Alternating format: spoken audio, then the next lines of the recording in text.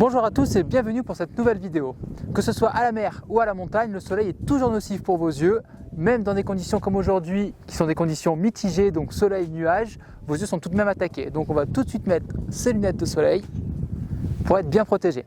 Pour le ski, on va plutôt opter pour un masque parce que le masque va non seulement vous protéger du soleil, mais va vous permettre d'être plus confortable lorsque vous descendrez à ski, vous n'aurez pas le vent relatif que vous créez en descendant. Donc il existe plusieurs catégories de protection qui vont de la catégorie 1 à catégorie 4 qui vont vous protéger plus ou moins des UV. Plus on monte en catégorie, donc vers la catégorie 4, et plus la lumière filtrée à travers l'écran sera importante. La catégorie 1 est adaptée aux mauvaises conditions météorologiques, quand il y a du vent, du brouillard ou des jours blancs, ou tout simplement lorsqu'il y a une mauvaise visibilité. La catégorie 2 est une des catégories les plus polyvalentes. Elle est adaptée lors des journées qui sont très changeantes, soleil, nuages, un peu comme on a aujourd'hui, et donc adaptée pour un faible ensoleillement. La catégorie 3 est parfaitement adaptée pour les journées grandement ensoleillées. Son puissant filtre va bien vous protéger de la lumière. Et la catégorie 4 pour terminer est idéale en haute altitude avec un fort ensoleillement.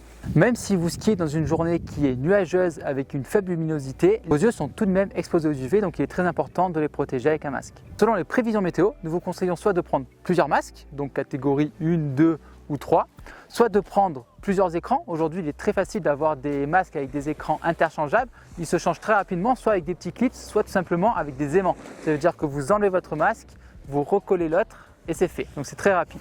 Mais la meilleure des solutions reste quand même les masques photochromiques. Les masques photochromiques couvrent plusieurs catégories, donc ça peut aller de la catégorie 1 à 3, 2 à 3, 2 à 4, tout dépend des modèles. Et donc ce masque va pouvoir s'adapter selon l'ensoleillement et selon la luminosité de la journée. Ça veut dire que si vous partez le matin avec un grand soleil, il va vous protéger avec une catégorie 3 ou 4 selon le modèle. Si la météo change dans la journée, que la visibilité diminue, l'écran va s'éclaircir pour vous permettre d'avoir une meilleure visibilité tout en vous protégeant des UV. Si vous avez un doute sur la catégorie de votre masque que vous avez chez vous, sachez que plus l'écran est foncé et plus il vous protégera du soleil. Au-delà de la protection que va fournir votre masque, il est aussi important de regarder le confort qu'il va vous apporter.